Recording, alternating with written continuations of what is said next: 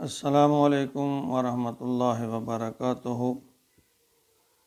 سامعین عزیز وقار، میں غلام مصطفیٰ اللہ اور اللہ کے رسول کے پیغام کے ساتھ اپنے چینل پیام اسلام سے آپ کی خدمت میں حاضر۔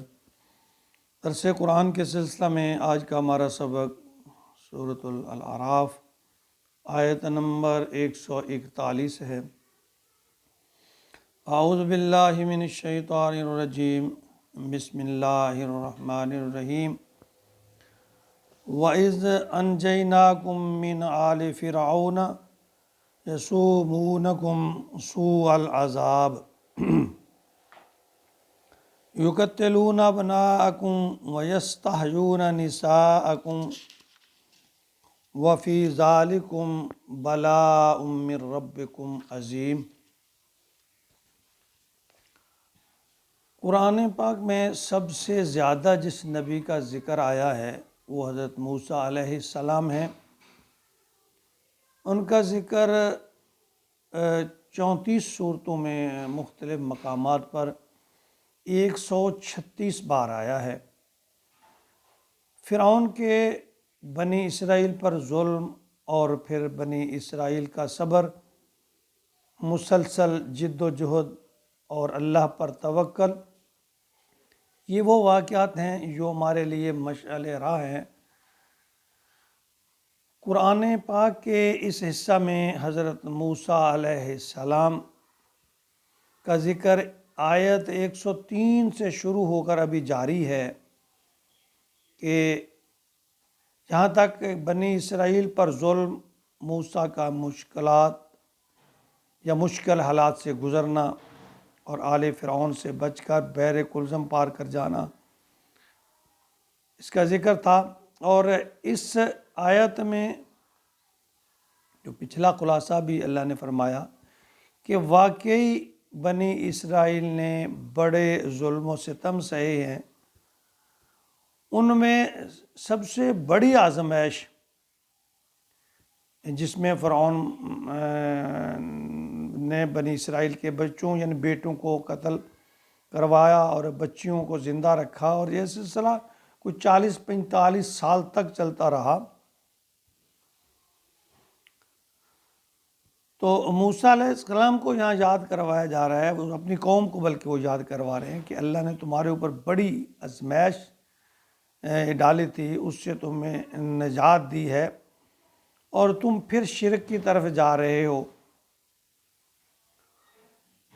تو فرمایا وَإِذْ أَنْجَيْنَاكُمْ مِنْ آلِ فِرْعَوْنَ، اللہ تعالیٰ اپنے محبوب نبی حضرت موسیٰ علیہ السلام کے ذریعے بنی اسرائیل کو یہ پیغام دے رہے ہیں کہ جب ہم نے تمہیں نجات دی، وَإِذْ أَنْجَيْنَاكُمْ مِنْ آلِ فِرْعَوْنَ، جب ہم نے تمہیں نجات دی آل فرعون سے، یسومونکم سوء العذاب، تمہیں تکلیف دیتے تھے بہت برا عذاب۔ یقیناً بچے جب مائیں اپنے بچوں کو اپنی آنکھوں کے سامنے ذبح ہوتے ہوئے دیکھتے ہوں گی کیا منظر ہوگا، اور بے بسی کا کیا عالم ہوگا۔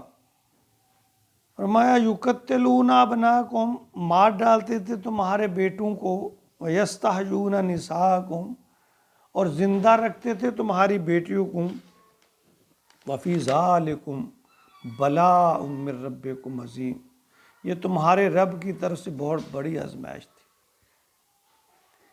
یعنی وجہ اس کی یہ تھی کہ فرعون کے درباریوں میں سے کچھ نجومیوں نے پیشگوئی کی کہ اے بادشاہ، بنی اسرائیل میں ایک ایسا بچہ پیدا ہوگا جو تیرا سلطنت کا تخت الٹ دے گا، تیری بادشاہت ختم کر دے گا، تیرا اقتدار چھین لے گا۔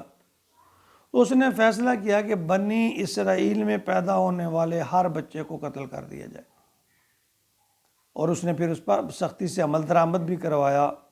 اس نے سوچا کہ جب بچہ کوئی ہوگا ہی نہیں تو اقتدار کون چھینے گا، کہ ان کے والدین کا جو حال تھا میں پہلے جو ذکر کر چکا، کیا ہوتا ہوگا کہ اپنے انہیں جو ہی ان کے ہاں بیٹا پیدا ہوتا ہوگا تو انہیں یہ خیال آتا ہوگا کہ یہ بیٹا چند لمحوں میں، چند گھنٹوں میں یا چند دنوں میں یہ ہم سے جدا ہونے والا ہے، اور چھین کر اس کو ذبح کر دیا جاتا۔ لیکن دوسری طرف اللہ رب العالمین نے یہ ثابت کر دیا کہ انسان جتنا بھی طاقتور ہو، جتنا بھی ظالم ہو، جتنی بھی تدبیریں کر لے، جب اللہ کا فیصلہ ہو تو اللہ فرعون کے محل میں موسیٰ کو پال دیتے۔ یعنی دیکھیں نا کہ دشمن کے ہاں موسیٰ نے پرورش کہاں پائی؟ دشمن کے ہاں۔ جب ان کی ماں کو پتہ چلا تو انہوں نے اپنے بیٹے کو ایک صندوق میں بند کر کے دریا میں پھینک دیا، اور وہ درباریوں نے پکڑا۔ پھر موسیٰ کی بیوی کے پاس آیا، فرعون کی بیوی کے پاس آیا، ایک لمبا قصہ ہے۔ المختصر کہ موسیٰ علیہ السلام کی پرورش فرعون کے دربار میں ہوئی، فرعون کے اپنے گھر ہوئی۔ یہ اللہ کی طاقت ہے۔ اللہ فرماتے ہیں وَمَا كَرُوا وَمَا كَرَ اللَّهُ وَاللَّهُ خَيْرُ الْمَاكِرِينَ۔ تم بھی تدبیریں کرو، میں بھی تدبیریں کرتا ہوں، اور یاد رکھو اللہ کی تدبیریں ہی کامیاب ہوں گی۔ اس آیت میں بنی اسرائیل سے مخاطب ہو کر اللہ رب العالمین فرما رہے ہیں کہ میں نے تمہارے اوپر آل فرعون جو ظلم کرتے تھے ان سے نجات دی ہے، اور یہ واقعی بہت بڑی آزمائش تھی۔ تو جب موسیٰ علیہ السلام نے ان الفاظ کے ساتھ بنی اسرائیل کو واضح و نصیحت کی تو ان کے دل ذرا نرم ہو گئے، شرمندہ بھی ہوئے۔ بعض مفسرین اس آیت کو حضرت صلی اللہ علیہ وسلم کے زمانہ کے یہودیوں سے بھی منسوب کرتے ہیں ان کی طرف۔ تو پھر اس کا مطلب یہ ہوگا کہ یہودیوں تم یاد رکھو کہ تمہارے آباء و اجداد تھے، ان کو اللہ تعالیٰ نے فرعون والوں سے نجات دی تھی، بہت بڑی آزمائش میں تھے، تو اللہ تعالیٰ نے ان کو نجات دی تھی۔ تو اس بات کا تم احسان مانو اور اللہ تعالیٰ کی آیات کے سامنے سر تسلیم خم کر دو۔ یہ ہمارے لیے بھی سبق ہے۔ پہلی بات تو یہ ہے کہ اللہ آزمائش لیتے ہیں، ایک بات۔ دوسرا، اپنے دشمن کی تدبیروں کو ناکام بھی کر سکتے ہیں۔ اللہ کی ذات ہر قسمی تدبیر کو ناکام کر سکتی ہے۔ نمبر 3، اس کے لیے حق اور سچ پر صبر اور استقامت سے ڈٹے رہنے سے سرخروئی اور کامیابی حاصل ہوتی ہے۔ اور چوتھا نمبر، غرور اور تکبر جو ہے، ظلم و جبر جو ہے وہ ہمیشہ نہیں رہتا۔ اللہ اگلا 5ویں بات یہ ہے کہ اللہ جسے چاہے تخت پر بٹھا دے اور جسے چاہے تختہ دار پر لٹکا دے۔ چھٹی بات کہ دیکھیں اسی سمندر میں، وہی سمندر فرعون کے لیے جو موسیٰ کے لیے نجات کا سبب بنا اور فرعون کے لیے بربادی کا سبب بنا، وہی سمندر ہے، لیکن اللہ نے اپنی طاقت کو دکھایا کہ میں وہ رب ہوں کہ اسی جگہ پہ میں اپنے بندوں کو نجات دوں گا، سرخرو کروں گا، ان کی حفاظت کروں گا، اور اسی جگہ پہ اپنے دشمن کو نیست و نابود کروں گا، تاکہ اس کے ذہن میں یہ نہ آئے کہ یہ اسباب پیدا ہو گئے، وہ اسباب پیدا ہو گئے۔ تو یہ اللہ جو اس کائنات کو بنانے والے ہیں، وہ اس کو بنا کر مٹا کر پھر بنانے کا اختیار بھی رکھتے ہیں۔ تو ہمیں اللہ پر توکل کرنا چاہیے، مایوس نہیں ہونا چاہیے، بس اللہ کی طرف ہمیشہ رجوع کرتے رہنا چاہیے، استقامت کے ساتھ، صبر کے ساتھ اللہ سے مانگتے رہنا چاہیے، اور حق اور سچ کی ہمیشہ ساتھ دینا چاہیے۔ تو ہم سمجھتے ہیں یہ بات سچی ہے۔ جھوٹ ڈنکے کی چوٹ پر کہیں، نہیں کہہ سکتے تو کم از کم اس کو برا جانیں، یا اس کے خلاف جو آپ کو طاقت ہے وہ استعمال کریں۔ یعنی اللہ کی طاقت سب سے بڑھ کر ہے۔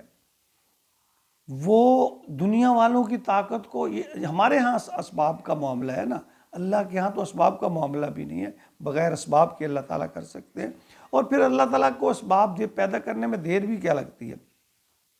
تو ہمیں ہمیشہ اللہ سے اپنے گناہوں کی مغفرت کرتے رہنے چاہیے، توبہ کرتے رہنے چاہیے، اس کے ساتھ ساتھ صبر اور استقامت کے ساتھ اللہ کی طرف رجوع کریں اور اللہ سے مانگیں۔